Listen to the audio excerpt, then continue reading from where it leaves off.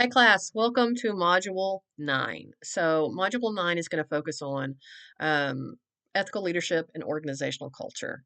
So, over the past several modules, we've kind of discussed how ethics and trust influence public administration. And currently, only a very small percentage of Americans express confidence in government. And you can find out more about that. The Pew Research Center has a lot of information on trust in government. So, ethical leadership kind of offers us a path toward rebuilding that trust by ensuring that we're accountable, we're transparent, and that we are fair in how we approach public administration. The American Society of Public Administration has a code of ethics with 8 principles that calls on public servants to promote ethical organizations. So that means that leaders have this dual responsibility. Not only should they act ethically themselves, but they should also shape a culture in their organization that encourages ethical decision making at every level.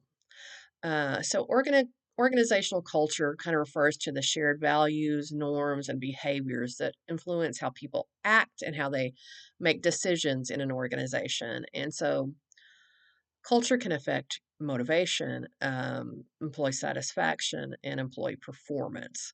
A culture rooted in respect and collaboration supports retention and innovation, while one that rewards favoritism or uses fear undermines morale and integrity. So, ethical leaders shape culture through their actions. They model fairness and integrity, promote open communication. They ensure that employees can raise concerns without fear of retaliation.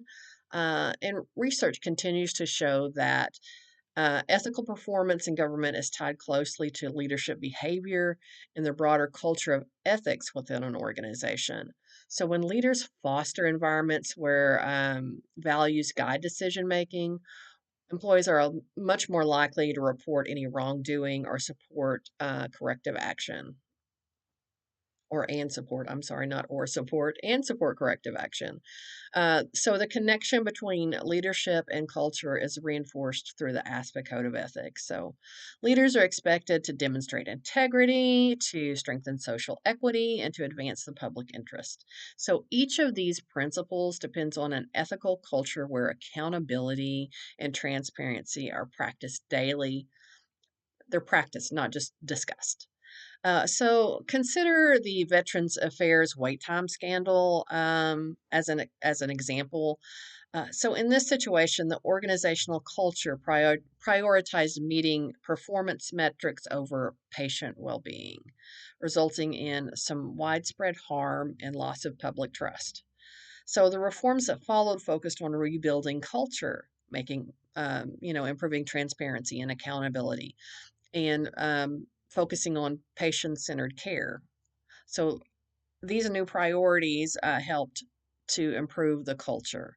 So this illustrates how leaders must really act when the culture no longer aligns with ethical values.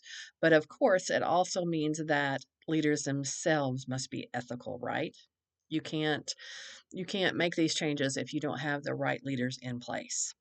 So for this week, you have some key deliverables, including a discussion and then a reflection. And so this is the last week before week 10 where you have your final group project deliverable. We have a holiday break between week 9 and week 10. So it's really a good time for you to start focusing on those final group deliverables. As always, I'm here to support you. So if you have any questions or concerns, reach out. Thanks. Bye.